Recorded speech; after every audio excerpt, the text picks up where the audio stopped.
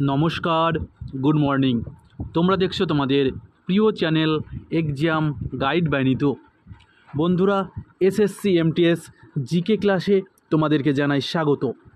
তোমরা যারা এবছর এসএসসি এমটিএস পরীক্ষা দেবে, তোমাদের জন্যই আমি নিয়ে এসেছি 2024 সালে এসএসসি এমটিএস পরীক্ষায় এসে যাওয়া সাধারণ জ্ঞানের প্রশ্ন নিয়ে এই বিশেষ ক্লাস। আজকে আমি করাচ্ছি 48তম ক্লাস, যেটি 4 নভেম্বর 2024 সালে প্রথম শিফটে পরীক্ষা এসেছিল। তো বন্ধুরা, তোমরা যারা এখনও পর্যন্ত চ্যানেলটি সাবস্ক্রাইব করোনি, তো অবশ্যই চ্যানেলটি সাবস্ক্রাইব করে নেবে। ভিডিওটা ভালো লাগলে লাইক করবে, বন্ধুদের সঙ্গে শেয়ার করবে। তো চলো শুরু করছি আজকের প্রশ্নপত্রগুলো। প্রশ্ন দেখো কি বলেছে, হকির জাদুকর মেজর ধ্যানচাঁদ কোন বছর অলিম্পিকে অভিষেক করেন? তো মেজর ধ্যানচাঁদ প্রথম কোন বছর অলিম্পিকে অংশগ্রহণ করেছিল? তো সঠিক উত্তর হবে 1928 সালের আমস্টারডাম অলিম্পিকে হকির জাদুকর মেজর ধ্যানচাঁদ প্রথমবারের মতন অলিম্পিকে অংশগ্রহণ করেছিল। আর 1928 সালেই ভারত প্রথম হকিতে সোনা পেয়েছিল। ঠিক আছে, তো 1928 সালের আমস্টারডাম অলিম্পিকে ভারত প্রথমবারের মতন হকিতে সোনার পদক পেয়েছিল। পরবর্তী প্রশ্ন, সিতারা দেবী ছিলেন ভারতের একজন ধ্রুপদী নৃত্যশিল্পী, যিনি ড্যাশ নৃত্য পরিবেশন করতেন। তো সিতারা দেবী কোন শাস্ত্রীয় নৃত্যের সঙ্গে যুক্ত ছিলেন? ধ্রুপদী বা শাস্ত্রীয় নৃত্যশিল্পী। তো সিতারা দেবী তিনি কিন্তু কত্থক নৃত্যের সঙ্গে যুক্ত। কত্থক ভারতের উত্তরপ্রদেশের একটি শাস্ত্রীয় নৃত্য। আমরা যদি দেখি, সাত্রিয়া অসম রাজ্যের শাস্ত্রীয় নৃত্য, ওড়িশি উড়িষ্যা রাজ্যের শাস্ত্রীয় নৃত্য, কথাকলি কেরালা রাজ্যের শাস্ত্রীয় নৃত্য। পরবর্তী প্রশ্ন, আকবরের অধীনে মুঘল প্রশাসনের দিয়ান-ই-আলা কোন পদের কথা বলা হয়েছে? তো দিয়ান-ই-আলা বলতে এখানে অর্থমন্ত্রীর কথা বলা রয়েছে। ঠিক আছে, তো আকবরের অধীনে মুঘল প্রশাসনে দিয়ান-ই-আলা বলতে অর্থমন্ত্রীকে বলা হতো। ঠিক আছে, তো সঠিক উত্তর হবে অর্থমন্ত্রী। প্রতি বছর কর্তব্য পথে প্রজাতন্ত্র দিবসের কুচকাওয়াজ অনুষ্ঠিত হয় নিম্নলিখিত কোন শহরে?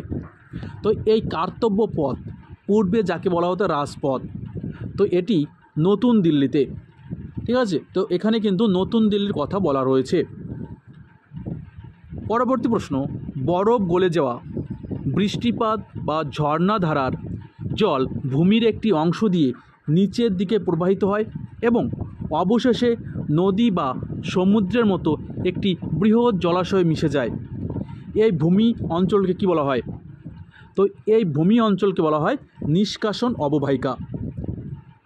ঠিক আছে, তো বরফ গলা জল, বৃষ্টির জল বা ঝর্ণার জল যে ভূমির একটি অংশ দিয়ে প্রবাহিত হয়ে নদী বা সমুদ্র মিশে যায় বা একটা বৃহৎ জলাশয় মিশে যায়, এই যে প্রবাহ পথ, এই প্রবাহ পথকে বলা হয় নিষ্কাশন অববাহিকা। 2011 সালের আদমশুমারি অনুসারে ভারতের কোন রাজ্যে নগর জনসংখ্যার হার সবচেয়ে বেশি? তো সঠিক উত্তর হবে গোয়া। গোয়া রাজ্যের নগর জনসংখ্যা বা শহরের জনসংখ্যার হার সবচেয়ে বেশি। এই গোয়ায় 62.17% শহর অঞ্চলে বাস করে।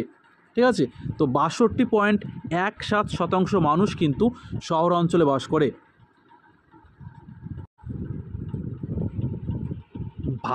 মহিলা ভারতীয় সমিতি বা WIA, মহিলা ভারতীয় সমিতি বা WIA কোন বছর প্রতিষ্ঠা হয়?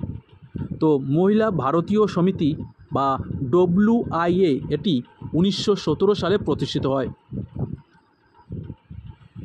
কুচিপুড়ি নৃত্যের কোন নৃত্যগুরু 1998 সালে পদ্মভূষণ পুরস্কার পেয়েছিলেন?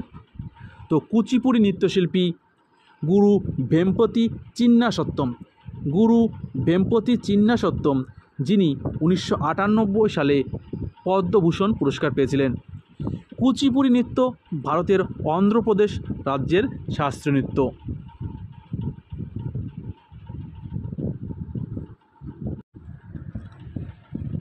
ভারতের কোন প্রতিবেশী দেশে হা গ্রীষ্ম উৎসব পালিত হয়? তো আমাদের প্রতিবেশী দেশ ভুটান, এই ভুটানে হা গ্রীষ্ম উৎসব পালিত হয়। খুব গুরুত্বপূর্ণ একটি প্রশ্ন। বৈদিক যুগে শিক্ষার সূচনা নিম্নলিখিত কোনটি দিয়ে হয়েছিল? তো উপনয়ন। বৈদিক যুগের যে শিক্ষার সূচনা সেটা উপনয়ন দিয়ে কিন্তু শুরু হয়েছিল। তো সঠিক উত্তর হবে উপনয়ন। নিম্নলিখিতদের মধ্যে কাকে ষোড়শ অর্থ কমিশনের চেয়ারম্যান হিসেবে নিযুক্ত করা হয়েছে? তো ষোড়শ অর্থ কমিশনের চেয়ারম্যান হিসেবে নিযুক্ত করা হয়েছে অরবিন্দ পানাগড়িয়াকে। ঠিক আছে, 2023 সালে অরবিন্দ পানাগড়িয়াকে এই ষোড়শ অর্থ কমিশনের চেয়ারম্যান হিসেবে নিযুক্ত করা হয়েছে। তার সময়কাল হবে 2026 থেকে 2031 সাল পর্যন্ত। ঠিক আছে, তো অরবিন্দ পানাগড়িয়ার সময়কাল হবে 2026 থেকে 2031 সাল পর্যন্ত।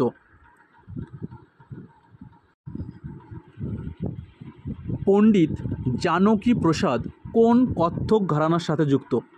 কত্থক উত্তরপ্রদেশের একটি শাস্ত্রীয় নৃত্য। তো পণ্ডিত জানকী প্রসাদ কত্থকের বেনারস ঘরানার সঙ্গে যুক্ত।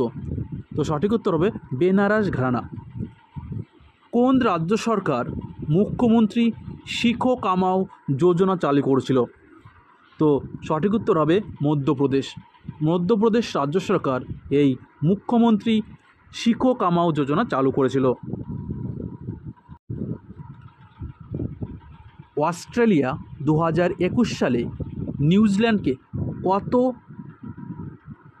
উইকেট বা রানে হারিয়ে পুরুষদের টি-20 ক্রিকেট বিশ্বকাপ জিতেছে?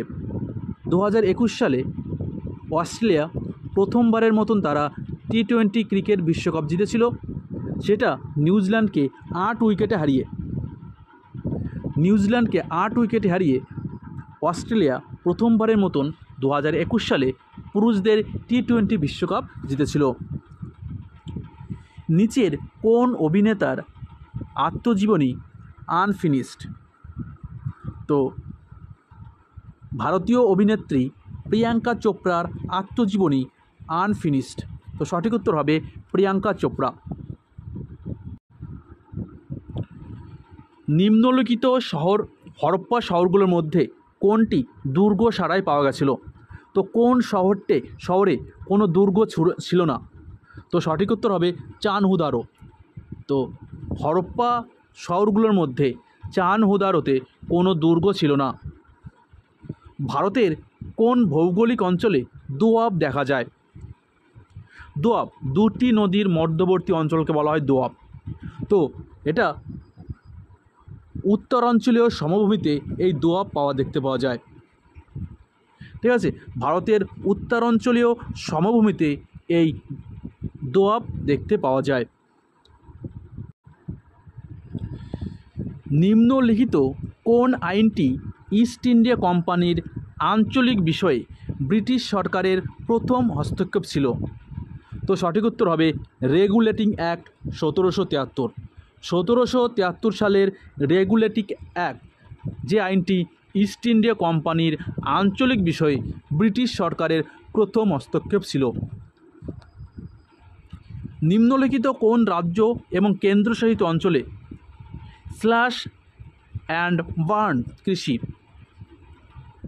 দীপা নামে পরিচিত?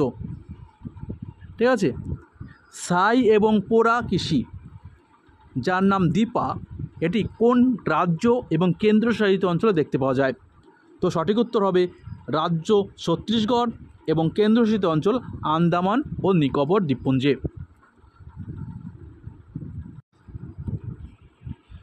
ভারতের ক্ষুদ্র ঋণ প্রতিষ্ঠানের প্রাথমিক উদ্দেশ্য কী?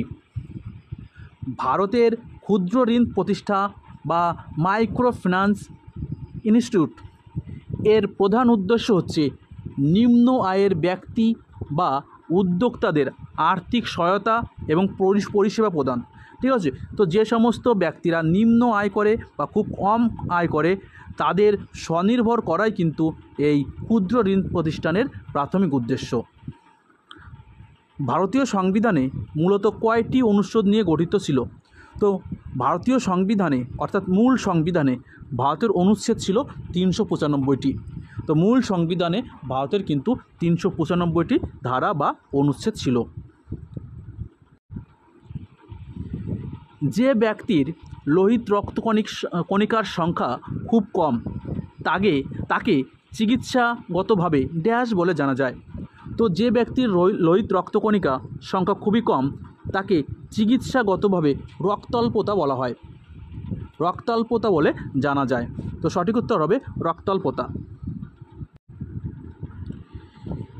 একটি পরিবেশ অনির্দিষ্টকালের জন্য সর্বোচ্চ জনসংখ্যার আকার ধারণ করতে পারে, তার অর্থ হলো বহন ক্ষমতা। তো সঠিক উত্তর হবে বহন ক্ষমতা। তো একটি পরিবেশে অনির্দিষ্টকালের জন্য সর্বোচ্চ জনসংখ্যার আকার ধারণ করতে পারে, তার অর্থ হচ্ছে বহন ক্ষমতা। স্থান পূর্ণকরণ মডেলটি প্রতিটি পরমাণুর আপেক্ষিক আকারকে তার ড্যাশের উপর ভিত্তি করে জোর দেয়। তো সঠিক উত্তর হবে ভ্যান ডের ওয়ালস ব্যাসার্ধ। ভ্যান ডের ওয়ালস ব্যাসার্ধ। জুলাই 2024 গ্যাংটকের রাজভবনে সিকিমের নতুন রাজ্যপাল হিসেবে কে শপথ গ্রহণ করেন? তো তিনি এখনও রয়েছেন। তো তিনি হলেন ওম প্রকাশ মাথুর। ওম প্রকাশ মাথুর সিকিমের বর্তমান রাজ্যপাল। তো বন্ধুরা, ভিডিওটা এই পর্যন্তই। ভিডিওটা ভালো লাগলে লাইক করে বন্ধুদের সঙ্গে শেয়ার করবে। আবার দেখা হচ্ছে আগামীকাল। ততক্ষণ ভালো থাকবে, সুস্থ থাকবে। ধন্যবাদ।